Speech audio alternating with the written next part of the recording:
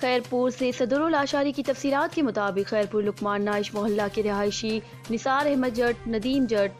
नौमान जट बासर कब्जा माफिया अब्दुल करीम जट के खिलाफ SSP ऑफिस के आगे एहतजाज करते हुए उन्होंने कहा कि बासर अब्दुल करीम जो कि पीपल्स पार्टी का रहनुमा है, इसके मातहत जो हमारे खिलाफ कब्जा माफिया हैं उनको गिरफ्तार करके हम लोगों के साथ इंसाफ किया जाए। एहतजाज करने वाले निसार जट, गुलाम मुस्तफ़ा जट, नौमान जट, नदीम जट समेत दीगर एहतजाज करने वालों ने SSP Khairpur, DIG Sukkur, IG Sindh से मुतालबा किया है कि कब्जा mafia land mafia Abdul Karim जट के खिलाफ कानूनी कार्रवाई का मुतालबा किया है। करीम जत जो जिला नियाम से ज़रूरत है सरेआम जपा तो बदमाशी तो करे कब्जा गुरु पास सॼे लुकमान ते कब्जा कया अथई करीम जत ऐं राति बि असांजे मथां हमिलो कयो अथई। असां SHO साहिब ॾे विया आहियूं। SHO साहिब असांखे चए थो त मारे अचो 15 ॼणा